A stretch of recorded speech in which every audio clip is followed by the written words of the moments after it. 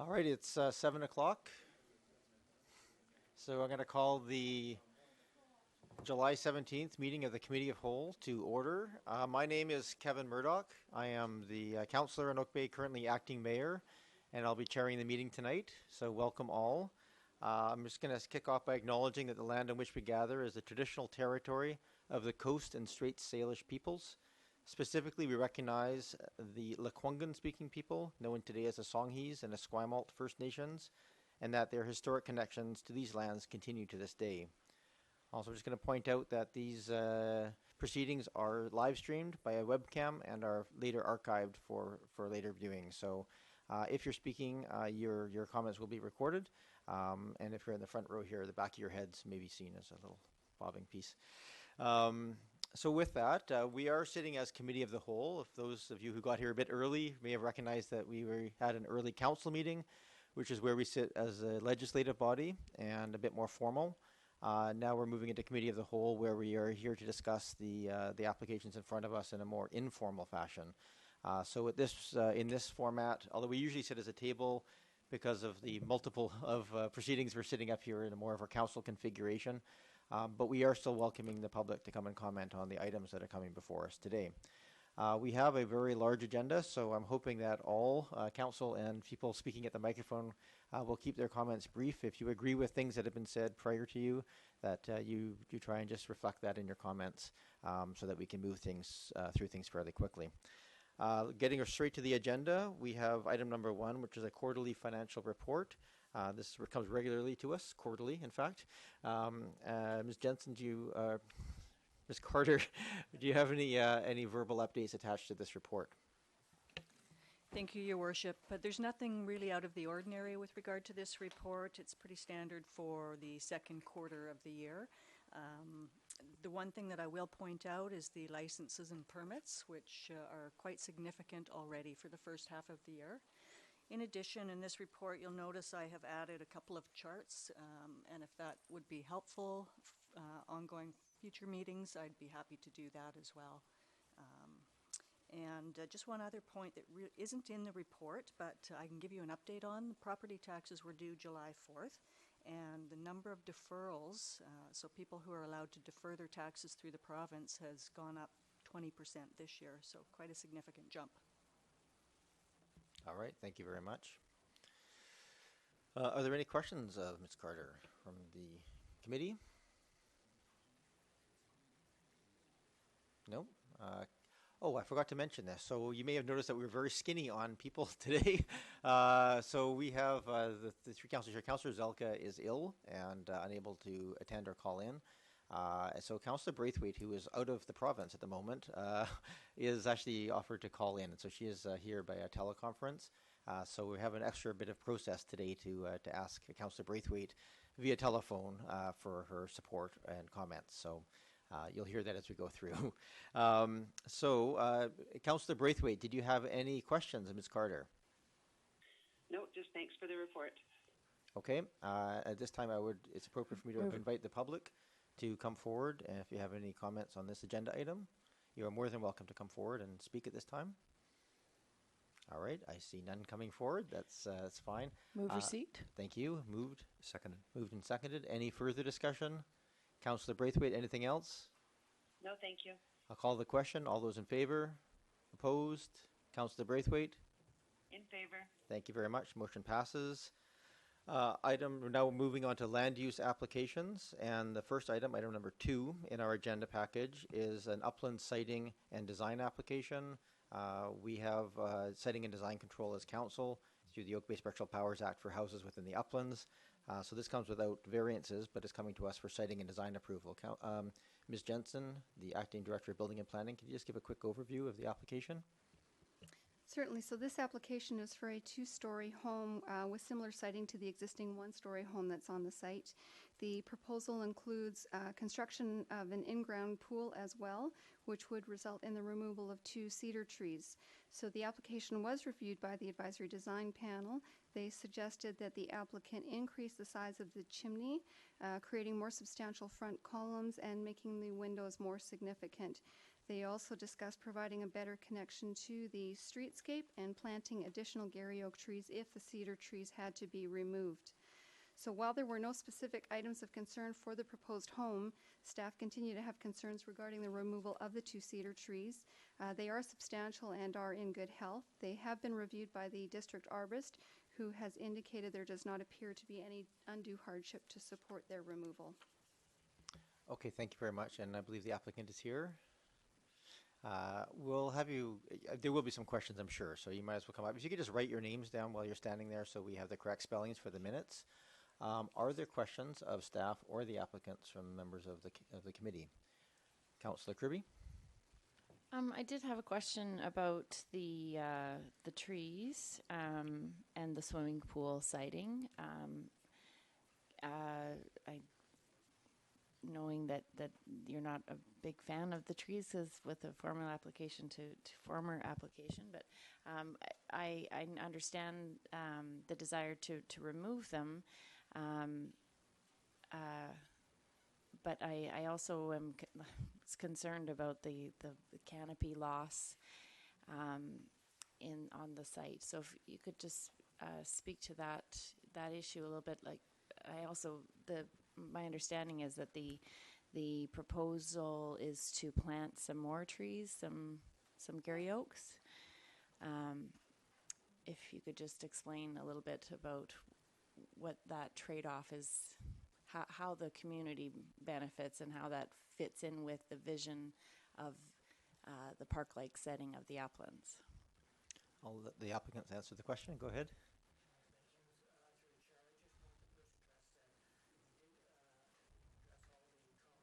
Design panel with regard to the building itself. We increased some of the trim sizes. And, Sorry, can I just get you to state your name? Oh, sorry. My name is Weald, Parabone Victoria Design Limited. Okay. I'm here with Claire Squires, the owner of the property, and my technician, David, who worked on the project. Thank you very much.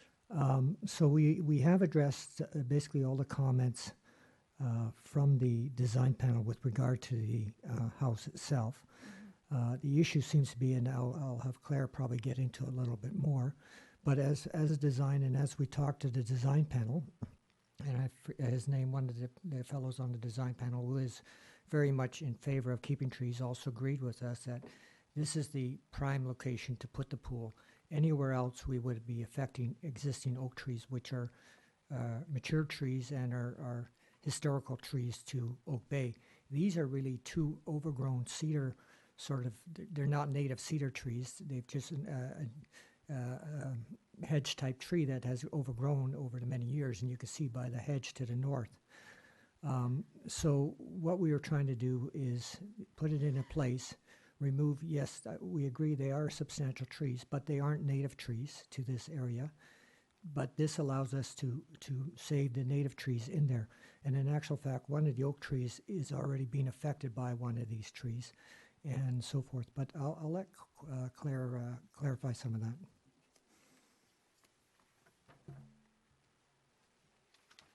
Thanks.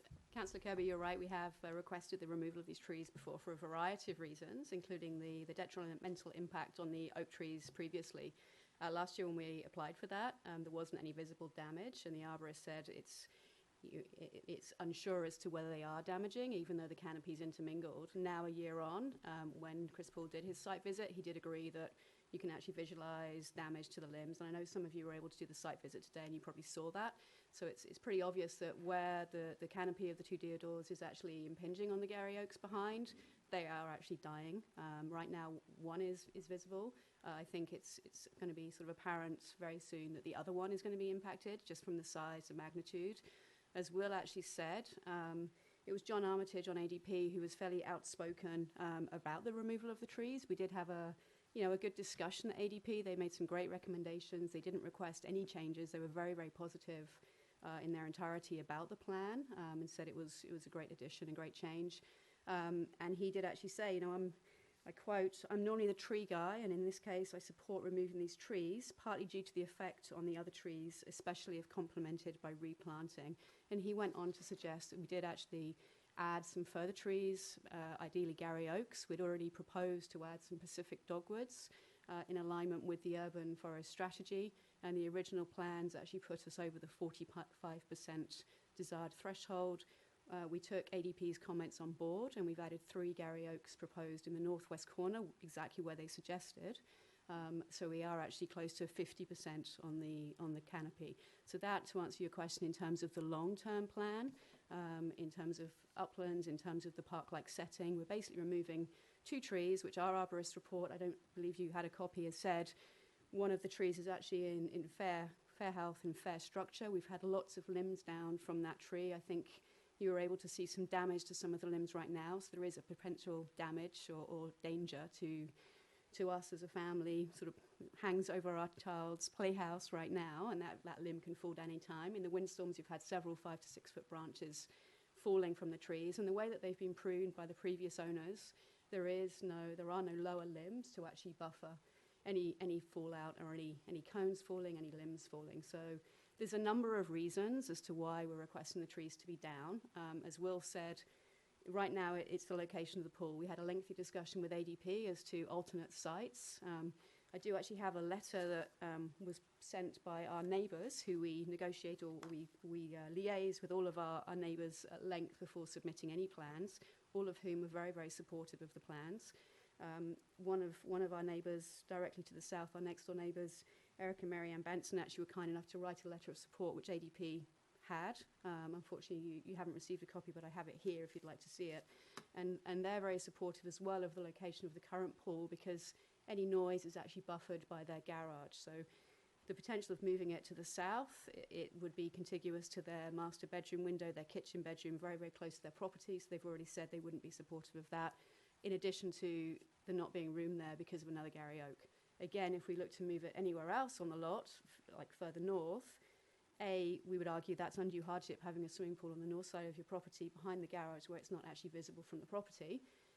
But also, again, it would impinge Gary Oaks in terms of the root structure. So we have had that discussion at ADP. They agreed there was no other alternate site for the pool, and therefore they actually agreed without any other recommendations or requirements that it be supportive, and they were fairly outspoken in their support.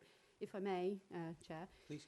The one further addition that John Armitage did actually say in his wrapping up, because Ms. Jensen did point out at the end of the meeting after they'd recommended that it be supported, that the arborists and staff would prefer it be relocated and the trees be kept. John Armitage did actually reiterate that he believes that given the sewage improvement plans, one of the trees is actually on a sewage easement right now. The other is very close to it. So he did actually highlight that that's another consideration, that even if those trees are kept now, how long, given the future work that's going to be required, they'll probably have to be removed anyway. Thank you. I think the plan we have in place doesn't require us to go into any of those easements, so I think they're safe from that process. But thank you very much for your comments. Councillor Kirby, did you have any follow-up? I would just wanted to see if we could hear from the parks manager or regarding the trees and the perspective of I mean, if you can confirm that the proposal that Ms. Barton has just discussed. I think the point is that we have an advisory design panel recommendation sort of in whole, and we have a staff recommendation to sever the two and leave the pool approval at this point to see if any further work can be done. So perhaps you can just articulate why the difference between those two. Thank you, Your Worship and fellow council members. From Parks' perspective, the deodar cedars are healthy in all regards. The oaks that are being impacted behind them, it's a question if the deodar cedars are actually the culprits of those, or it's just natural decline. The municipal arborist feels that the pool could be used to the north, moved to the north successfully, and to retain the trees. And in regards to the actual addition of Gary Oaks, etc., planted too close together to actually achieve the canopy cover percentages that we would like. In the municipal arborist memo, what he does make mention of is that when the trees are planted close together, their canopies are constrained by the nearby trees and will not reach their full size. A Gary Oak with a 125-meter canopy would have a canopy over 12 meters across. For the 3 oaks in the north property line to reach the size that would require a combined space of 36 meters. The lot is only 30 meters across. So it's one thing that we are working through is just when trees are placed on property is to work out the meter of actual canopy cover that will give us the projected canopy cover targets. Okay, thank you. Councillor Croft, do you have any comments or questions? Okay. Councillor Braithwaite, sitting patiently in the background. Do you have any questions of the applicant or staff? Yeah, actually, I'd just like clarification, if you don't mind, Chair. As far as the comments about the sewer work, which would cause a probable removal of a tree, did I hear you correctly? It's a little bit hard to hear, so I apologize. Did I hear you correctly saying that, in actual fact, that would not be the case? That was my comment, so I guess I better answer you.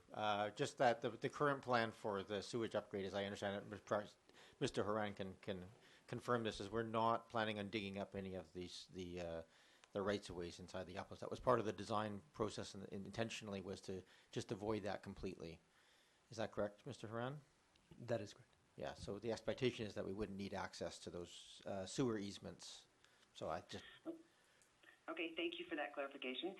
And then I do have a comment as well. In that, we don't have the minutes from the ADP, unfortunately, so we can't actually really realize what they talked about. But it sounds to me like what is being said is that the ADP actually was approving the location of both the house and the pool. And then the comment from the applicant about if the pool was to be moved to the north, as is the recommendation from the arborist, then it would perhaps cause a concern from the neighbor to the whatever side that's going to be. I guess is it the west side? If the pool moves to the north, anyhow, whatever that neighbor is on that side, that it could then infringe on their enjoyment of their house. So maybe I can get a comment on that. I'll throw that to the applicant. Yeah, thank you. Thanks, Councillor Braithwaite. Yeah, exactly. We had over an hour discussion with ADP about the plan in its entirety. A lot of that was spent on the discussion of the removal of the trees and the pool. And as I said, they did recommend that council approves in its entirety. There was no discussion, despite Deborah Jensen highlighting the arborist report and staff's preference for the trees to be retained, the pool to be removed. Given extensive discussions, we did agree that there was no alternate location because of the proximity of other Gary oaks, both in our yard and our neighbours' gardens. And it's fairly hard for us to argue or prove undue hardship because there is no definition of undue hardship and what that actually means.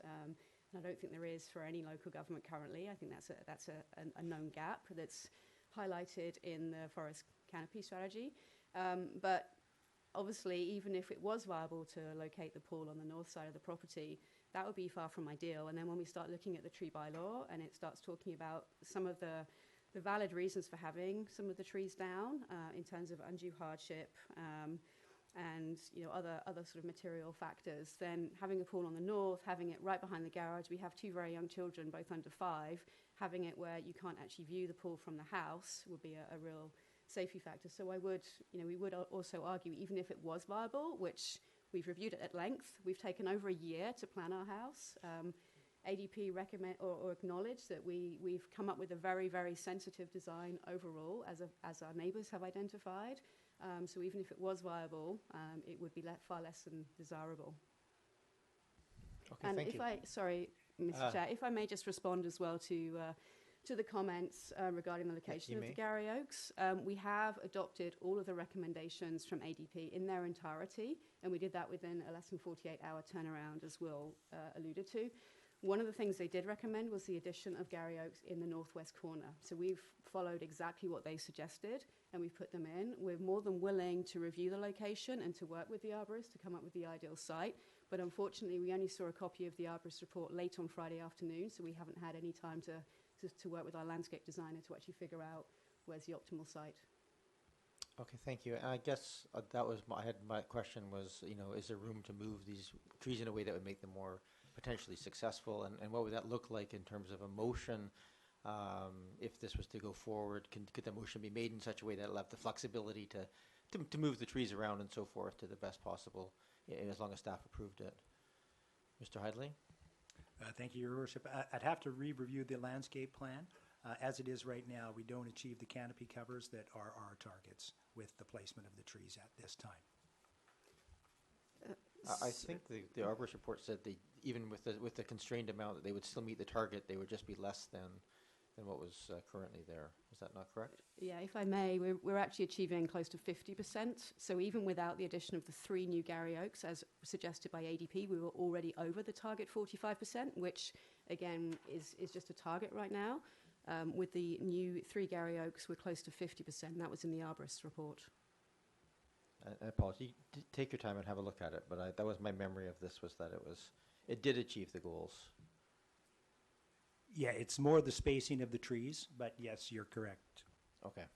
So they would get better coverage if they were allowed to grow larger by being spaced farther apart. That's right. Okay. Thank you.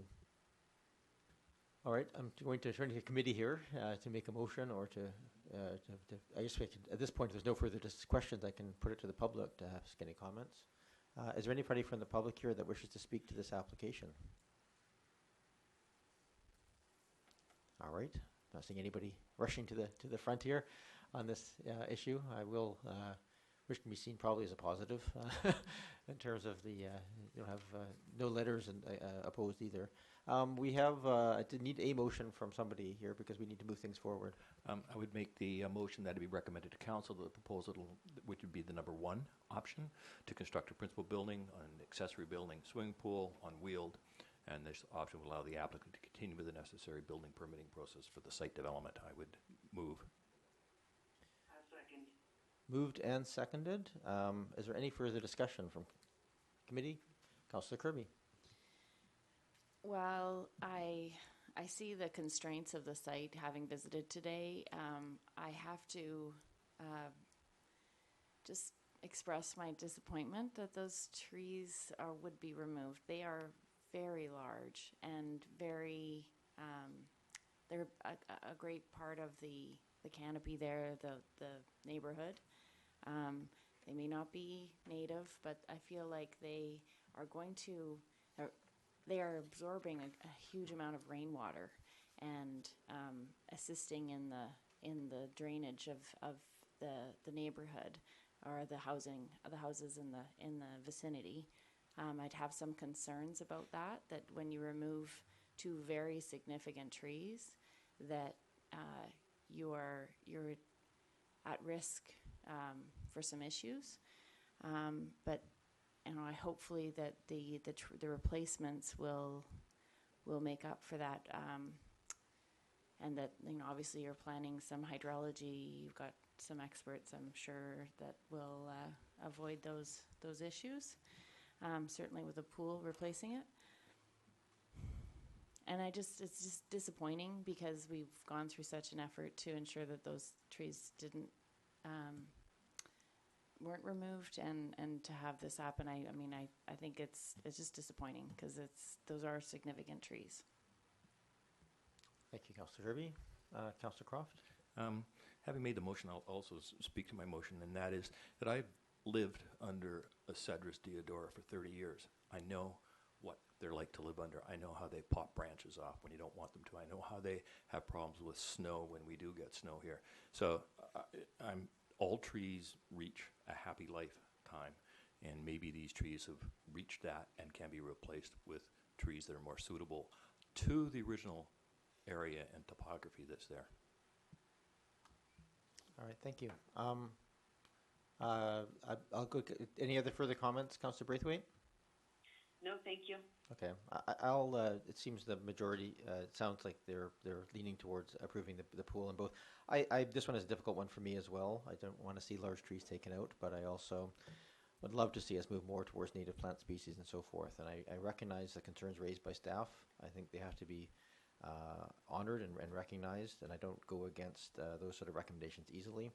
So this is a bit of a toss-up for me, but I do think that it would be good to work with the staff if this goes forward to find the optimal spacing and location for the new Gary Oaks, because we obviously want to see those survive and thrive in the long term.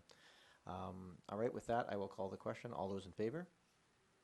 Opposed? Councillor Braithwaite? In favor. All right, it passes. Thank you very much. Thanks very much. Thank you.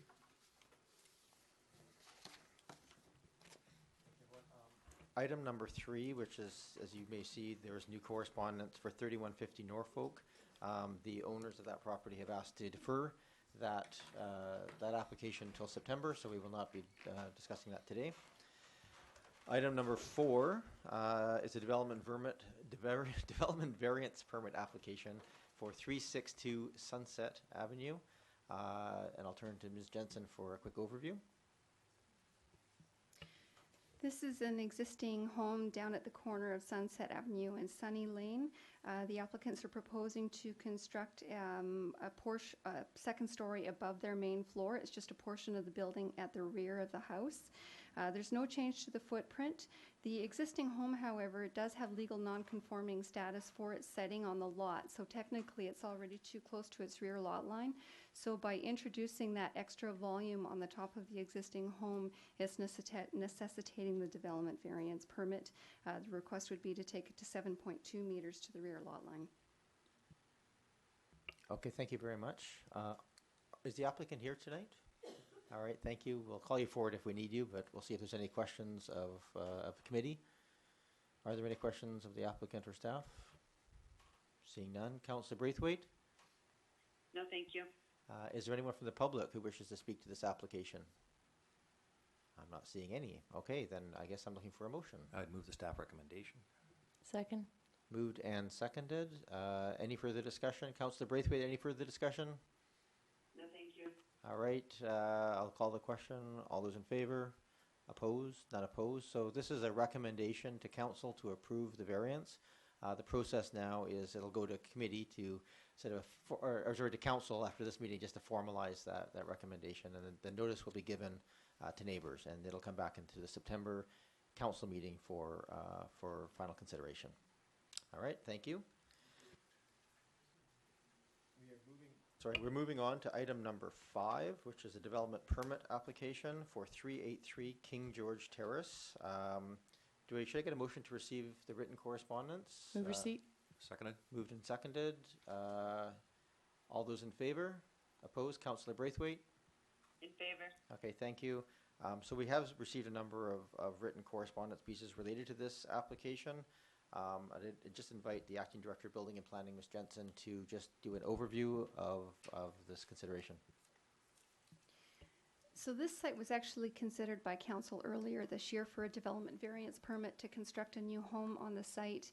That construction activity is currently underway. However, during that construction, there was also significant disturbance to the bank area leading down to the waterfront. So the application in front of council is for remediation works following that disturbance to restore and enhance the bank as it stands today. So with that disturbance, an environmental report has been prepared, as well as a landscape plan showing how that bank area is going to be restored. It will include green shore strategies along the lower portion of the bank. A number of terraces will be created along the bank as well to add additional planting area. All right, thank you. Are there questions of members of the committee to staff or to the applicants who are in the audience, I believe? Yeah. Councillor Kirby?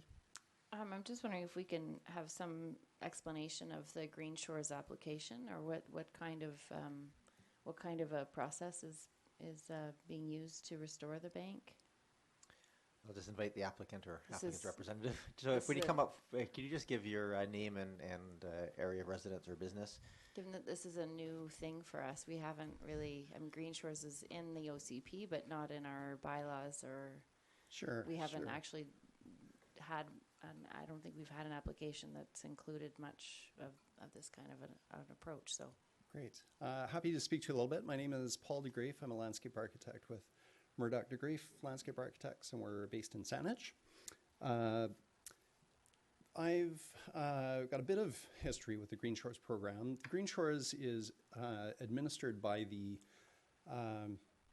Stewardship Center of BC, and I was part of the original technical advisory committee that developed the essentially the rating system, and it works very much the same as Leadership for Energy Environmental Design, the LEAD program for housing or for commercial developments. It's a voluntary program, so hasn't been a huge amount of uptake yet with the program.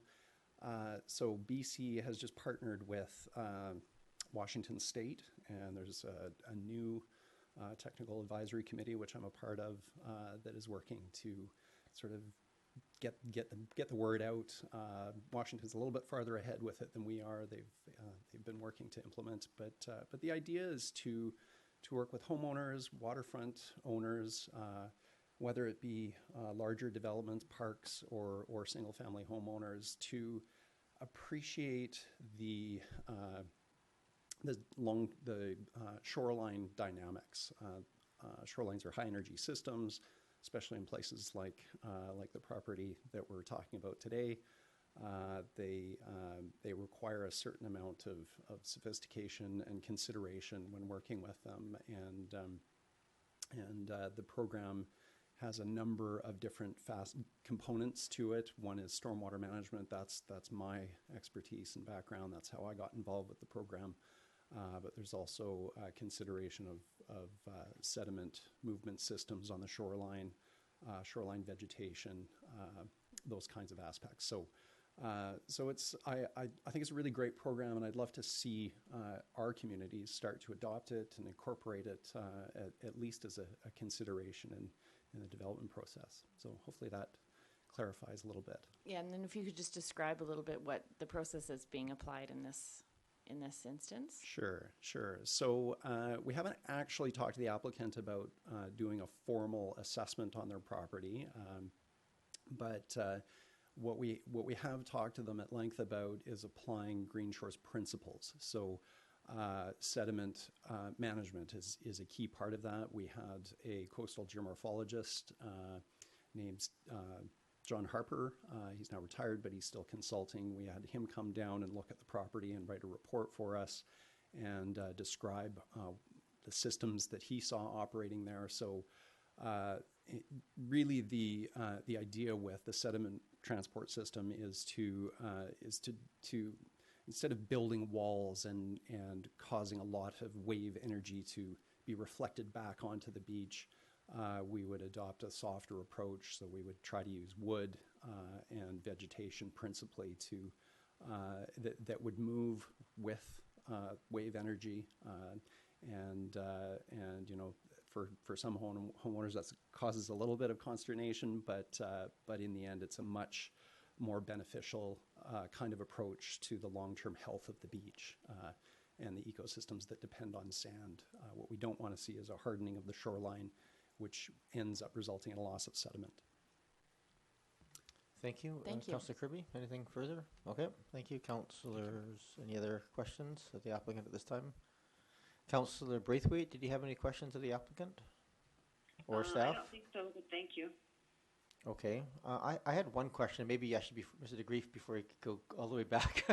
I had a question. There was in the reports, there's a number of mentions about the logs and so forth, and there was one little line in there just suggesting that the logs could be brought ashore at a high spring tide.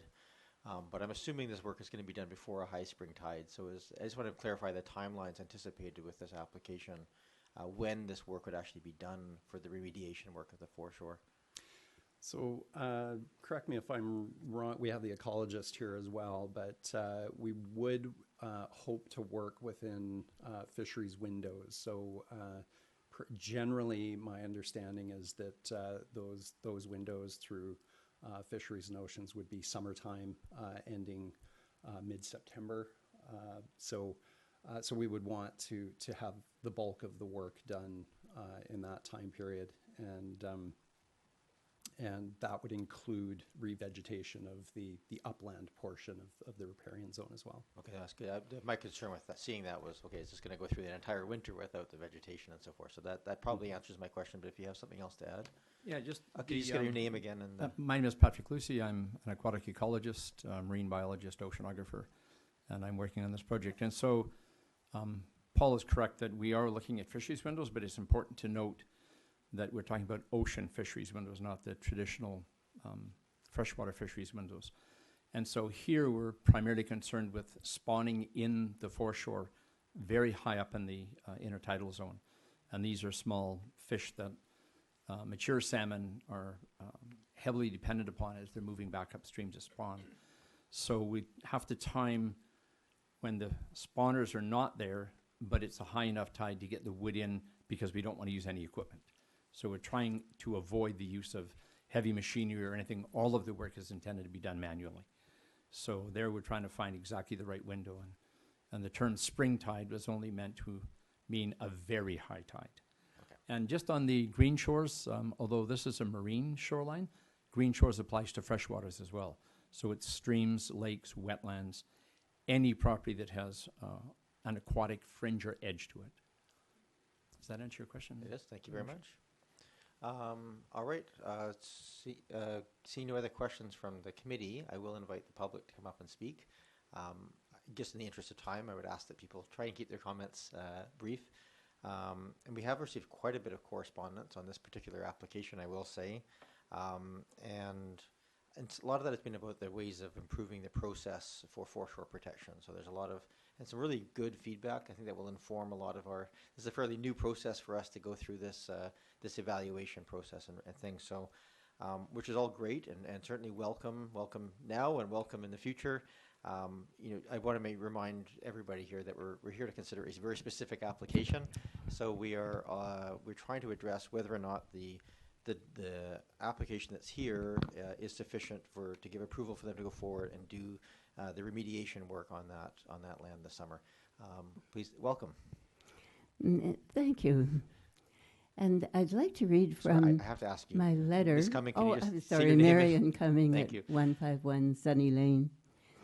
I am a neighbor of the applicant, and Oak Bay's shorefront and urban forest are our greatest enduring assets. As a neighbor and a citizen concerned about protecting the coast of Oak Bay and beyond, I hope you will ensure that remediation undertaken at number 383 King George Terrace will establish a standard that future development ought to adhere to. That was supposed to have happened in 2014 when council was sent an extremely well-researched technical letter. I had thought it was 38 pages, but apparently it was actually over 100 pages, and I simply received a summary. It's known as the Bryce Gilroy Scott report, that drawn up by a neighbor who also lived on King George Terrace at the time, about 2.5 years ago. And the report was based on a somewhat similar occurrence on a residential lot where the lot had been scoured right down to the beach, and that we had thought that stripping of essential buffering vegetation would never occur again.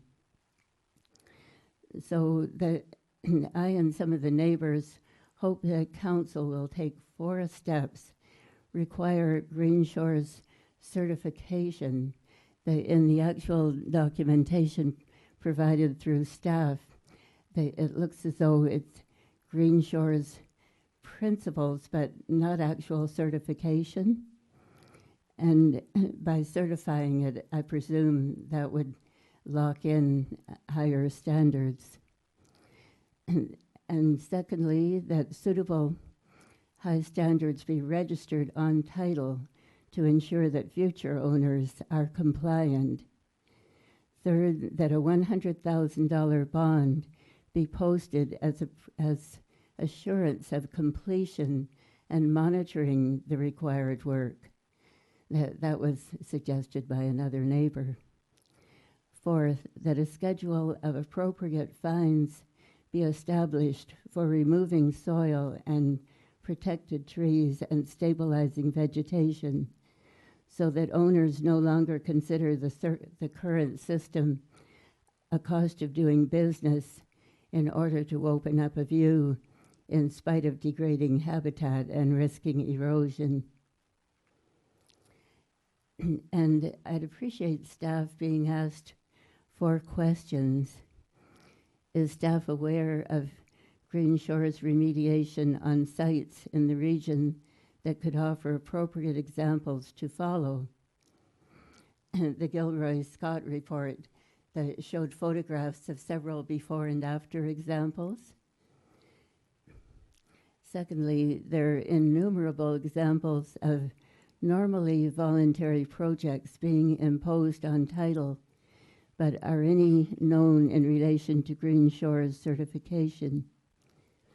Third, is there awareness of the duty to consult with First Nations on any shoreline applications that could affect Aboriginal or treaty rights?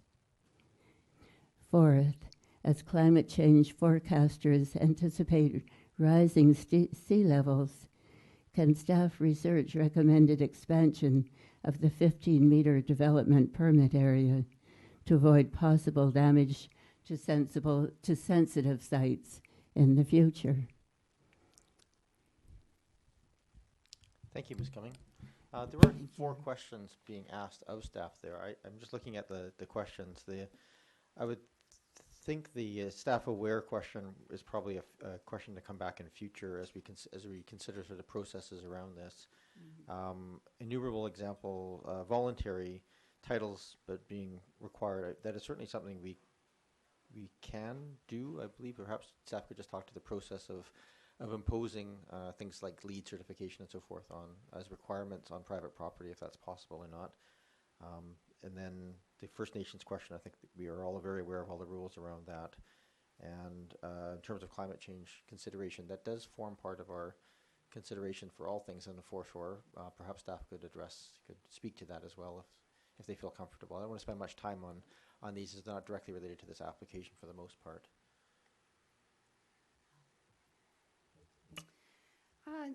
Pardon me, to go through the questions, there are examples of Green Shores remediation around the region.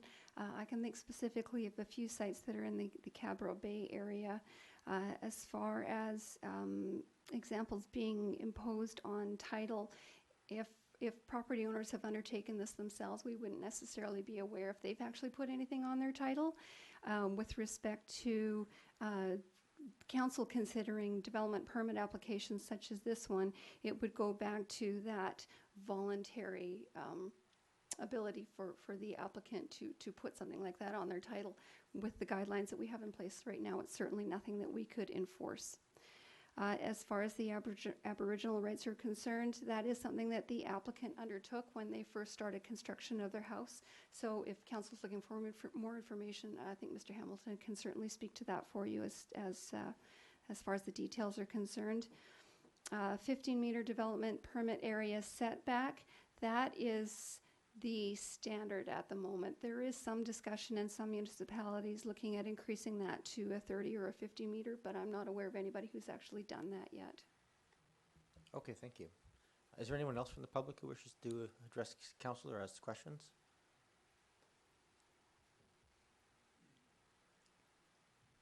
Please come from Mr. Mears. You already signed your name in. We know your spelling. Okay. Just give your name and address, please. Or Anthony Mears, Southwook Bay. thank you.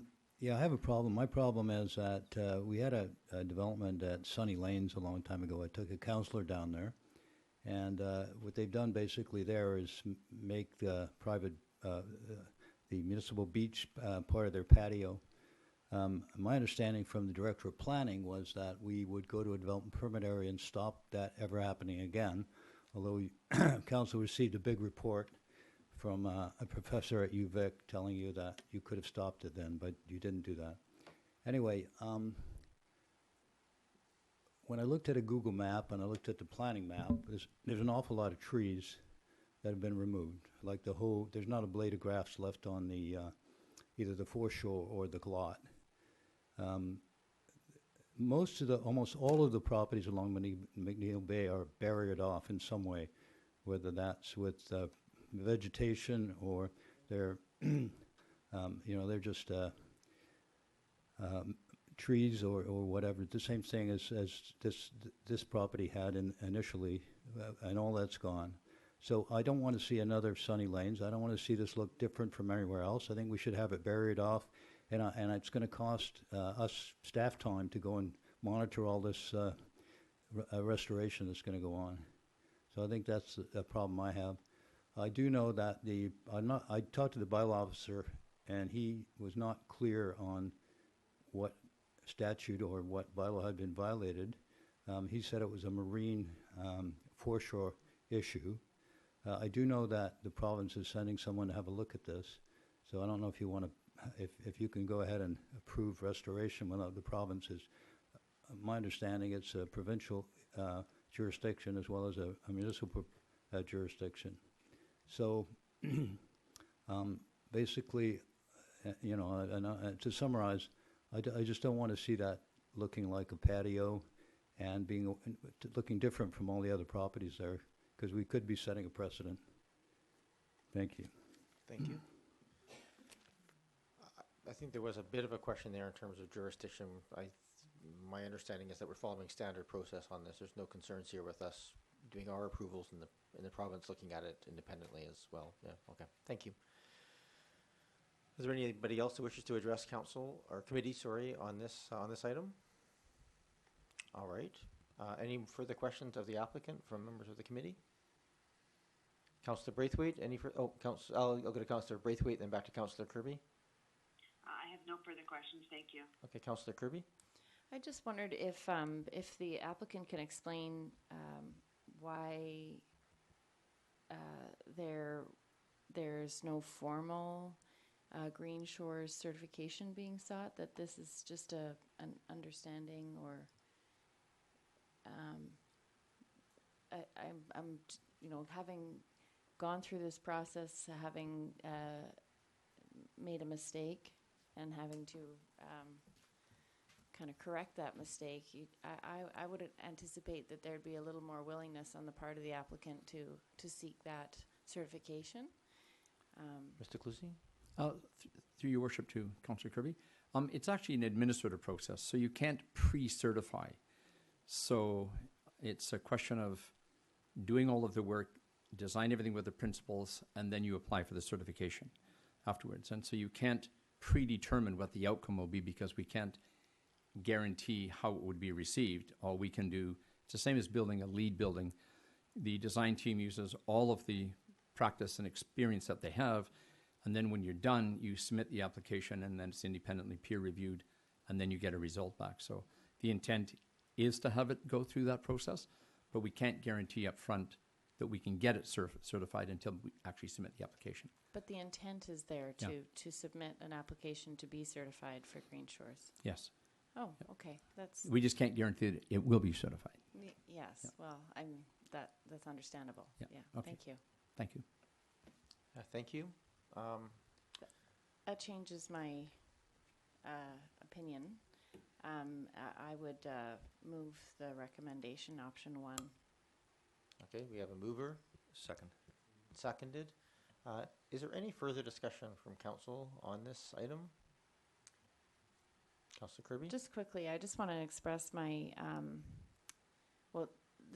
how this came about is very disappointing, again, that it happened this way, but the fact that there has been some excellent work done in the remediation process, and I think an education of all of us about the Green Shores program is a good thing. It's from my understanding of the presentations done by at the Community Association event about Green Shores a few months ago by Jody Watson from the CRD.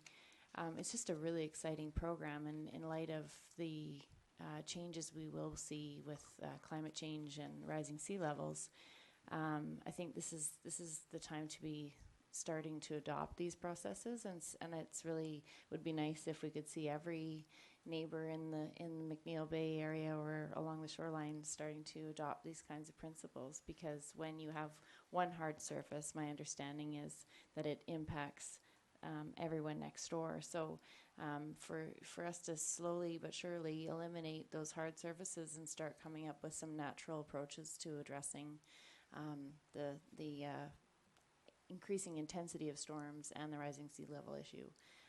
It's in all of our best interest and would protect not only the foreshore and the life that's in there, not always visible to us, but that does exist, but also that it will help create a more sustainable waterfront and protect us from erosion issues in the future. So that's exciting to see this being adopted.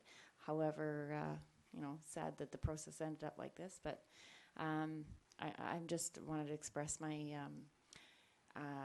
support for that and appreciation to both the staff and the applicant for working together to come up with this solution. Or a resolution and compromise. That's great. All right, thank you, Councillor Kirby. I will call the question. All those in favor? Opposed? Councillor Braithwaite? In favor. Okay, thank you. So that's concluded. That will go formally to the follow-on council meeting where it'll be adopted more officially. I just wanted to say that this approval doesn't condone the work done without permits, but it does allow us to get the remediation work done right away, which is an important part of this whole process. Thank you. We're on to item number 6, which is the Heritage Conservation Area proposal. And I would just turn to the Director of Corporate Services, Mr. Jones. Thank you, Your Worship. So in May of this year, Council adopted its strategic priorities for 2017 and 2018. And one of those priorities reads, it's to retain a consultant to work with the community and staff to determine regulations and policies in response to a community-led application to establish a heritage conservation area bordered by Oak Bay Avenue, Beach Drive, Prospect Place, San Carlos Place, and York Place. And the purpose of this report is to provide some recommendations to Council to get that, to kickstart that process and get it rolling. So there are 3 recommendations from staff, and the first is that the draft terms of reference for the Oak Bay Heritage Conservation Area Working Group be approved, that staff be requested to request working group appointments, and that Council appoint a liaison or chair to the working group. So I would suggest probably the key recommendation here is around the terms of reference for the working group. And essentially what is being suggested is that we appoint a community working group that is made up of a council liaison, 3 members from the proposed HCA neighborhood, 2 community members at large, 1 member from the Heritage Commission, 1 from the Advisory Planning Commission, 1 from the Advisory Design Panel, and 1 from the Parks and Recreation and Culture Commission. And the first priority of that group would actually be to come together to establish the work plan or the work program for the Heritage Conservation Area project. The one thing that's intimated in this report is I think one of the most important pieces of this early on is to make sure that we do a really good job of engaging the community and educating the community.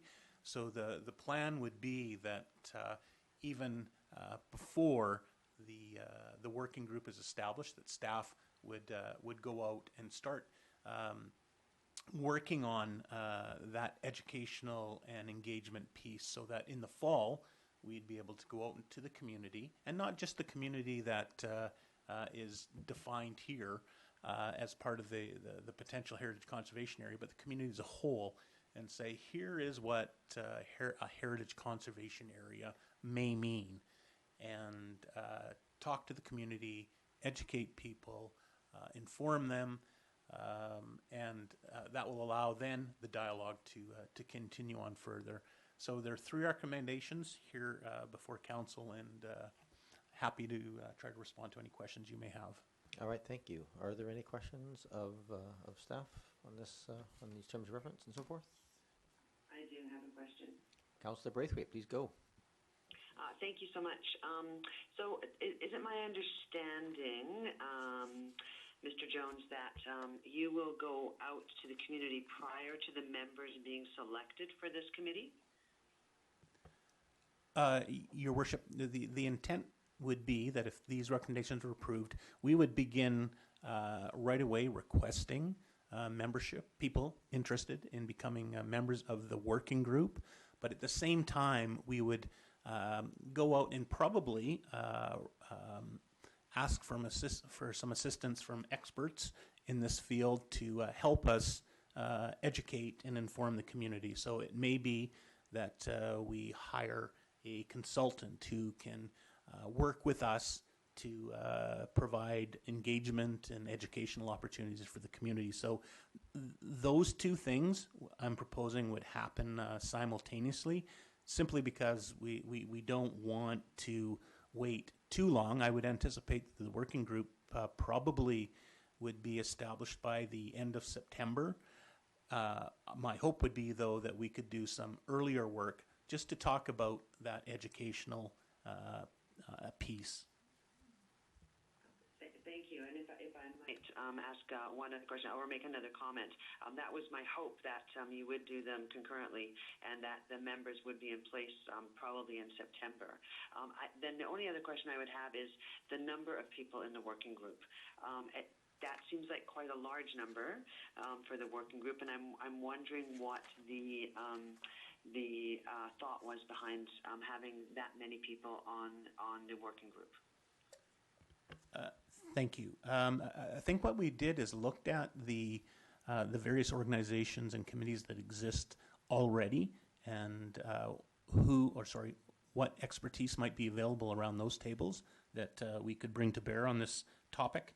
And then we thought about, well, one of the key priorities for council was to look at building or defining a process that we might be able to use in the future should another part of our community be interested in doing something similar. So we wanted to make sure that we had people from I'll call it the affected area, the interested neighborhood, but we also wanted to ensure that there are other experts brought to the table, and that there are people from other parts of the community that aren't necessarily living in this potentially affected area, in the hope that we would be able to build a process that when this issue next comes up, and it may never, it may, for other parts of the community, that we would be able to use the same process. So yes, there are a fair number of people. We're also expecting that this be, we're calling it a working group, and are anticipating that people interested are going to be working. Thank you, Mr. Jones.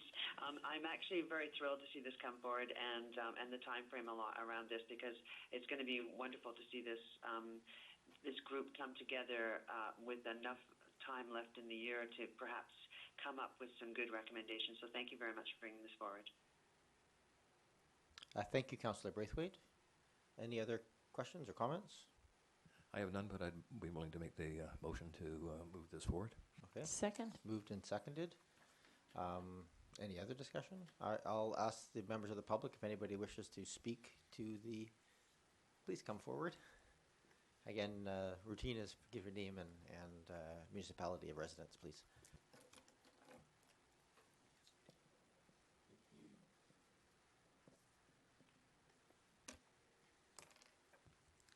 Welcome. Acting Mayor, members of council. My name is Barb Grant. I reside at 1538 Beach Drive, Oak Bay. On behalf of myself and others who live in the proposed heritage conservation area, let me say thank you to council and staff for bringing us to this point in the project. Thank you, Warren Jones, for your report and for the idea of establishing a working group, an advisory body, to help drive the process forward.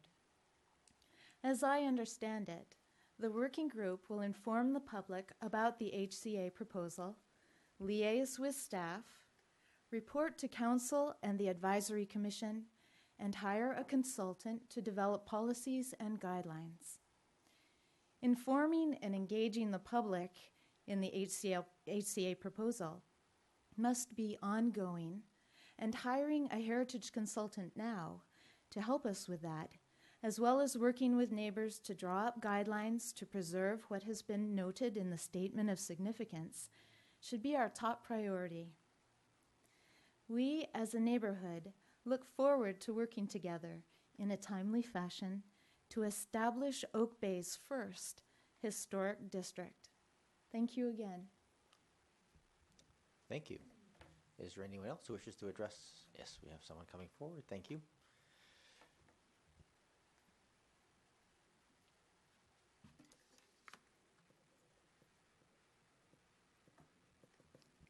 Acting Mayor, members of council, as you can see, I'm another heritage enthusiast. You have to just say your name out loud so it's on the, if you don't mind. My name's Robert Long. Thank you. 2390 Oak Bay Avenue. So a heritage enthusiast and very glad to be working on this HCA. And I'll just echo my colleagues' comments on how appreciative we are for the support we've had from, I think, all members of council. And also, we're very grateful for the allocation of funds already. My main point is about what the HCA is for and who it's for. As residents of the area, we all enjoy living around or in old houses of architectural merit. But we are very aware that the HCA is not just for us. It has to be for the public good. The area, in fact, covers a lot of public property, roads, boulevards, old walls, a park, and a much-used footpath. It will be for the enjoyment of all citizens of Oak Bay, and indeed of Greater Victoria, and for future generations. When its first HCA is in place, Oak Bay will join many other towns, cities, even villages which cherish and maintain the buildings and landscape which form part of their history and heritage. Thank you for your attention. Thank you, Mr. Long. Is there anybody else who wishes to address council? What's the opposite of pitchforks and torches? It's got to be something like that. Is there anyone else here who wishes to come forward? I'm not seeing anybody. So we have a motion on the table right now. I will just say I'll support the recommended motion here. I think it would be, my take on this is, given the time that's available in the summertime, I would like to see us perhaps not hiring consultants to write up things, but probably just get all the preparatory work done, all the informational pieces and all the factual background and so forth, perhaps other research on what other jurisdictions are doing, so that when the committee meets, there's a tome of information that they can read through and get a really solid understanding of the options and the ways and means of doing it. And that, I think, would allow them to hit the ground running much more. And really, I think that point with after hiring a consultant could then sort of start that education process and the informational process. But that's my 2 cents on that. It's more of a background procedural piece. I'm certainly supportive of what's been put together here, and really thankful of staff for doing that. So thank you. Any further discussion? Councillor Braithwaite? No, I'm all good, thanks. Okay, I'll call the question then. All in favor? Opposed? Councillor Braithwaite? In favor. All right, thank you very much. We now move on to item number 7, onto our regulatory items piece. We have in front of us a daycare regulation review. This was a result of I guess I'm sure what the word is, a group of people who came and spoke to us at a public participation process to look at rejigging our daycare bylaws to allow use of an accessory building. So perhaps I'll just ask Ms. Koning if she has any comments she wants to add to her report. No, Your Worship, other than to maybe just a brief so that people know what we're talking about. As you will recall, that we've gone through a council priority session, and there was also a protocol that was attached to it, so that if there was new identified issues, how council may consider those in concert with what's already on your docket. And so this is the first time we've used this protocol, and part of that was to have staff to go away and look at where this particular issue of daycare regulation review could fit in. And in light of the fact that you've just initiated the heritage conservation area in that planning process, the recommendations follow from that. Okay. Couldn't help but notice they fall in the same time as we get a report of how busy the planning and building department is as well. All right, so we have, does the committee have any questions of staff on this report? Councillor Kirby. My concern is that, I mean, I think it's addressed here, just trying to find the exact spot where, regardless of which option is chosen, that it be important to determine how council wishes to respond to existing non-compliant daycare businesses today and during the review period. And the idea that we should consider a moratorium on enforcement of existing non-compliant daycares while a review process is being contemplated or underway, unless there are life and safety issues. So that, I think, I'm just wondering what would be required. Should we have a motion to make to propose that moratorium? Because I think that would address the immediate issues facing daycares in our community. Yeah, how would staff approach enforcement in the intervening time? I guess that's the bottom line. Ms. Jones or Mr. Jones? Thank you, Worship. It's not uncommon if a municipality is looking at changing regulations, zoning, for it to hold in abeyance any enforcement action related to, I guess, items or properties that don't necessarily comply with the zoning. So one of your options here would be that if there are, I would suggest, existing licensed daycare operations, that should council ask that we pursue, and again, regardless of the time, that one of your options is to say, well, let's, while we're doing this, not take any enforcement action against those current licensed facilities unless there are life and safety issues. That's an option for you. So, Mr. Jones, does that require a motion to that effect or a understanding from this body? Your Worship, that would require a motion. Okay. Okay. So we have, okay. Councillor Kirby? Follow up then, given that information, I think understanding my position, I mean, I'm ready to make motions. I should probably wait until we've had a chance for any other questions. We can have motions now and invite comment. It's fine, if you wish. All right. I would be prepared to proceed with option 2, given that I don't want to upset the secondary suites initiative or other established priorities that council has. Just a second. Do we have a seconder for option 2? Worked very quickly. I would. Okay, we have a seconder. Option 2. Okay. We mean, it's essentially a binary question, so one Yeah. or the two Yes. are in place. Well, option 1, but with the understanding that there would be a motion following that, or in addition, would it have, whether it's a second, does it need to be Let's two do that as a second second motion. I would Okay. prefer to do that. So All right. your motion right now is option 2 to prioritize secondary suites, correct? Option, sorry, option 2, yes. Right. Okay, thank Sorry. you. And that's what I seconded, option Yes. 2. Yeah, okay, just for clarification that we're all in the same boat No, that's here. important, yeah. Councillor Braithwaite, do you have any questions of staff at this time? No, I'm just wanting clarification on which option has been put on the table. Is it option number 2? Option number 2 to, yes, option number 2 to prioritize, to continue to prioritize secondary suites and move the daycare question to a future priority session. That's what's on the table. Yeah, option 2.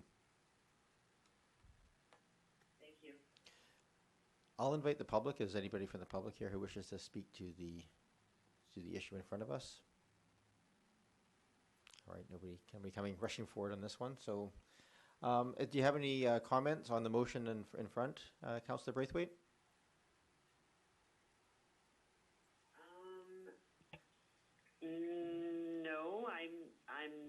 thinking.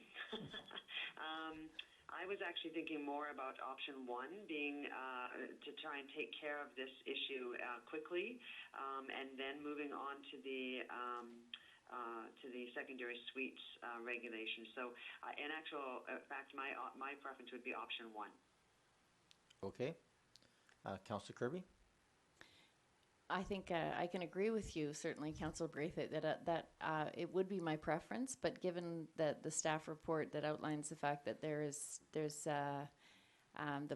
building and planning department is very busy with its day-to-day work dealing with land use applications. I think we had 614 on the docket given the report that was submitted earlier. That the ongoing work is just going to be too much in order to achieve the heritage conservation area planning process, as well as secondary suites regulation, which is something that we had set out to do in 2015, I guess, was our first strategic priority session, and we haven't been able to achieve that yet. So I feel like given those circumstances, that it's as long as I can assure, or we can assure, that a motion would move forward on a moratorium as in addition to this of enforcement, then I think we're still achieving the minimum to meet the needs of the community at this time. We would at least allow the daycares in Oak Bay to carry on as usual, so without disrupting anyone's daycare needs. Ms. Coning?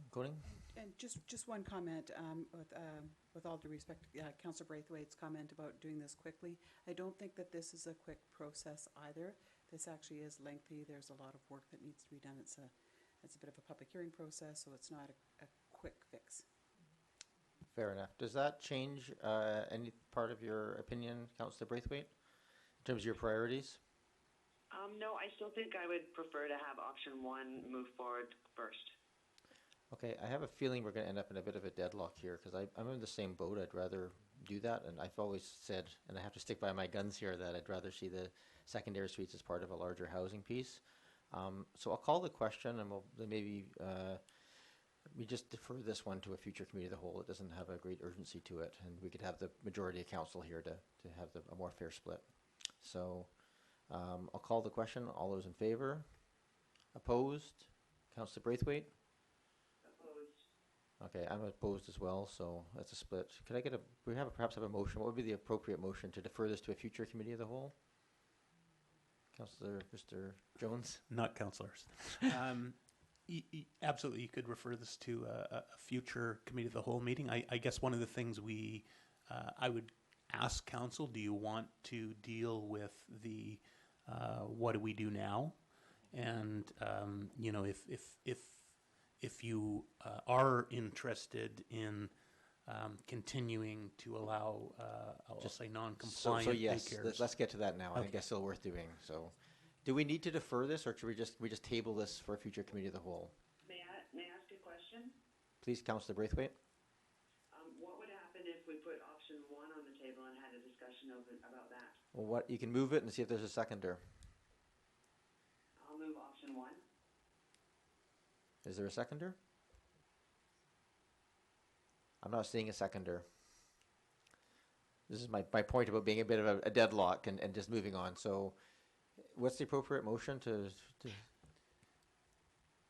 Your Worship, if council wanted to deal with this at a future meeting, you could ask that this item be referred to a future committee of the whole meeting for discussion of council. So that would be one resolution if you so choose, and then if you wanted to consider what do we do in the meantime, I could offer a suggestion for that. Okay. I would move that we refer this to a future committee of the whole meeting. Second. Moved and seconded. Any further discussion? Councillor Braithwaite? No. Motion to refer. Okay, I'll call the question. All those in favor? Opposed? None opposed. Thank you very much. And then for us to, some wording to allow us, the staff to deal with existing So, licenses. Your Worship, might I suggest a resolution along the lines of, while council considers options for regulating daycares, that no by law enforcement action be taken against, and in highlights, existing non-compliant daycares. Thank you, Mr. Jones. Is there someone who would I move would make that motion. Moved and seconded. Thank you very much. Is any further discussion? Councillor Braithwaite, any comments? No. Okay, I'll call the question then. All those in favor? Opposed? None opposed? There we go. Thank you very much. That concludes our... Oh, Hazel, your vote? Did I not do that? Sorry. In favor. Okay, thank you. So that's item number 7. We're now on to a council code of ethics, which was drafted up for consideration of this committee. And I'll just invite Mr. Jones to introduce this one as well. Thank you, Your Worship. And we, as staff, we just kind of took a liberty at trying to put together a council code of ethics for you. This is really your issue. So we've put this together and thought that might be something you might want to consider. Again, your issue. Make any changes that you see fit. Okay, thank you. And this was brought forward by Councillor Kirby, so I'll give you the floor if you want to talk to it. Otherwise, we'll just go ahead. I just wanted to, well, first of all, thank staff for doing, creating the motion the policy in front of us, and coming up with wording and some parameters. The reason I brought this forward is as mentioned before, is stemming from issues faced by other councils. So it's not something that we're dealing with immediately here, but I would love to make sure that the both staff and councils of the future are protected from any kind of conflict, and trying to establish a code of ethics so that there is an understanding of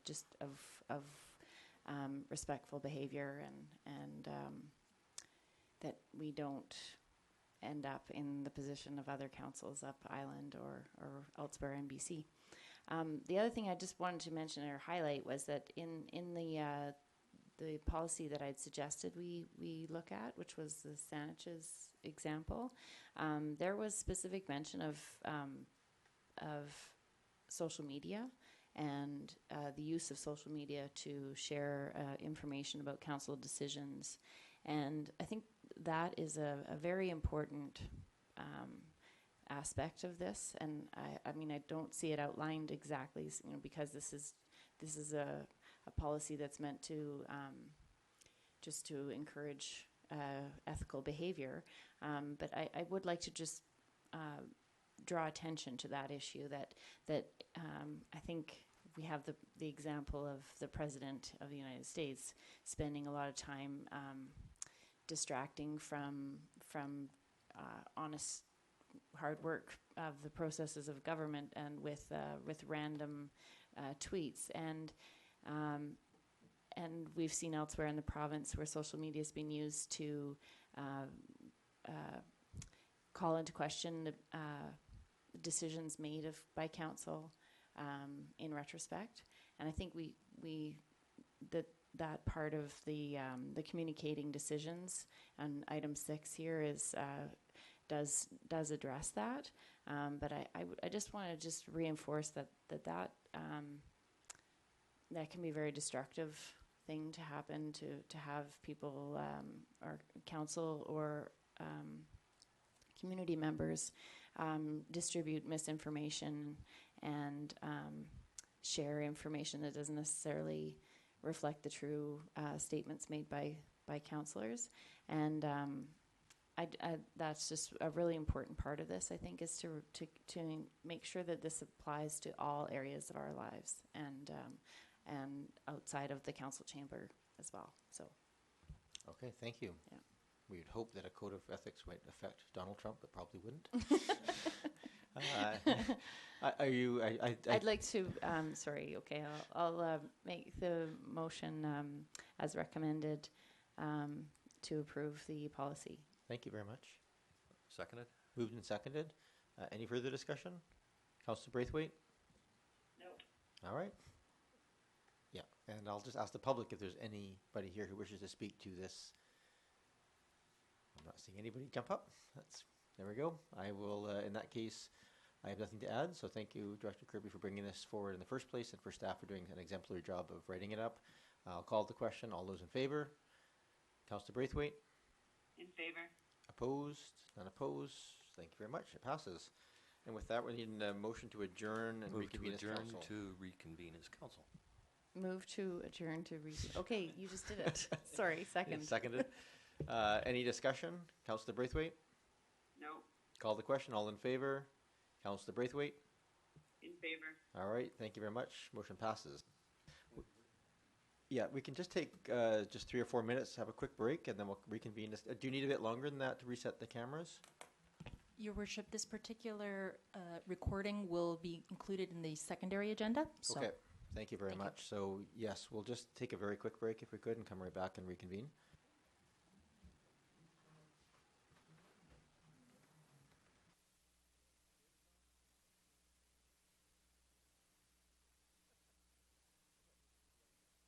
All right, I'm going to call the meeting back to order. So this is us... Councillor Murdoch, I apologize if you can give us just a moment for staff to restart the recording. Sure. You bet. Sorry. Thank you. Let me know when you're ready. I now have confirmation. If we get the public mic, we're ready to go.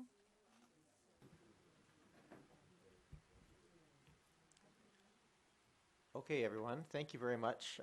We are back sitting as council once again. So we've gone from council to committee of the whole, and now we are. I know I should put my tie back on as we are now once again sitting as legislative body. There's a preamble in here for the public to see what we're doing, but for those who have a hard time, basically, normally things of committee of the whole get approved with the adoption of the minutes. And because we have this break and things can't move forward until that's done, we're basically going to step through the recommendations of the committee as council to essentially endorse each of those recommendations one by one as we go through. So what I'm going to do to make this go as smoothly as possible, I'm going to ask staff just to remind us of what the recommendation of each item was, and then we would seek a motion to endorse the recommendation for each one to kind of make it go fairly quickly, and for any of us who have short memories, that allows us to be reminded. Ms. Jones, did you want to add anything else to that? Yes, Your Worship. I can see on the agenda that we do not have a recommendation with respect to the heritage conservation area. As staff is anticipating some work during the summertime, it would be helpful if council could make a motion to amend the agenda to include that. Move to amend the agenda to include the HCA. Second. Thank you. Councillor Braithwaite, did you have any comments? No, thank you. All right, I'll call the question. All in favor? Opposed? Councillor Braithwaite? In favor. All right. Thank you very much. That passes. Should I move that to the first item on the agenda then? Is that reasonable? That's reasonable. Okay, so let's deal with that first. The Heritage Conservation Area. What was the recommendation of committee? That the draft terms of reference for the Oak Bay Heritage Conservation Area Working Group be approved, that staff be directed to request working group appointments from the Advisory Planning Commission, Advisory Design Panel, Heritage Commission, Parks, Recreation and Culture Commission, the affected neighborhood, and advertise for community at large representatives that will be selected by council, and finally that council appoint a council liaison chair to the working group. Thank you. Do we have a motion to endorse the recommendation? Move endorsement. Second. Moved and seconded. Any further discussion? Councillor Braithwaite, any discussion? No, thank you. In that case, I will call the question. All those in favor? Opposed? None opposed. I'm going to call it 10 and a half or something instead of number 11. So I'm just going to go through the numbers as they exist here. Number 11 is endorsement of receipt of the quarterly financial report. Can you again remind us of what the recommendation was? The recommendation was to receive the quarterly financial report for information. All right, can I have a motion to endorse that recommendation? Moved. Seconded. Moved and seconded. Any further discussion? Councillor Braithwaite? No discussion. Call the question. All those in favor? Opposed? Councillor Braithwaite? In favor. Thank you. Item number 12, we have a recommendation of 3350 Weald Road. Can we have the recommendation read? That the proposal to construct a principal building, an accessory building, and a swimming pool at 3350 Weald Road be approved as to architectural siting and design. Thank you. Can I have a motion to endorse? Second. Moved and seconded. Any discussion? I'll call the question. All those in favor? Opposed? Councillor Braithwaite? In favor. Perhaps we can get Mr. Jones's microphone pointed that way so you don't have to go back and forth so much. Thank you very much. Item number 13 was withdrawn for 3150 Norfolk. We're on to item 14, which is endorsement of recommendation on notification for development variance permit of 362 Sunset. Move yeah. endorsement. Second? Any further discussion? Should I have you read that aloud? Move in. No, Your Worship, just for clarification that this is endorsement of the notification process. Correct. So yeah, the next step is that with this endorsement, it will then go out to be notified to neighbors. With that, any discussion? Councillor Braithwaite? No, thank you. Okay, call the question. All those in favor? Opposed? Councillor Braithwaite? In favor. Thank you. Item number 15, endorsement of the recommendation 383 King George Terrace. Ms. Jones, could you read aloud the recommendation? That the acting director of building and planning be authorized to issue development permit 000017 as attached to the agenda of the Committee of the Whole of July 17th, 2017. Endorse recommendation. Second. Moved and seconded. Any discussion? Councillor Braithwaite? No, thank you. All right, I'll call the question. All those in favor? Opposed? Councillor Braithwaite? In favor. Thank you. We don't have any recommendation on the daycare regulation review. Your Worship, staff would anticipate that it might be appropriate to give consideration to the moratorium review. Yes, sorry, thank you. Can you again read aloud what that would be? That while Council considers option for regulating daycares, that no enforcement action be taken for existing licensed daycares unless there are life or safety issues. Thank you. Moved. Seconded. Moved and seconded. Any further discussion? Seeing none, I'll call the question. All those in favor? Opposed? Councillor Braithwaite? In favor. Thank you. That passes. Last and not least is item number 17, endorsement of the recommendation for Council Code of Ethics. Ms. Jones? That the code of the Council Code of Ethics as attached to the Committee of the Whole agenda of July 17th, 2017 be approved. Endorse. Second. Moved and seconded. Any discussion? Councillor Braithwaite? No, thank you. All right, I'll call the question. All those in favor? Opposed? Councillor Braithwaite? In favor. All right, can we get a motion to adjourn council to a meeting in camera? Motion to adjourn council for meeting in camera. I think we need to read aloud the That in whole piece. accordance with sections 91.A and 90G, the open portion of the meeting of council be adjourned and that a closed session be convened to discuss personal information about an identifiable individual who holds or is being considered for a position as an officer, employee, or agent of the municipality or another position appointed by the municipality and litigation or potential litigation affecting the municipality. Second. That moved and seconded. Call the question. All those in favor? Councillor Braithwaite? In favor. Councillor Braithwaite, we will call you directly from the in-camera meeting. It should be a very short meeting. Thank you very much, everyone.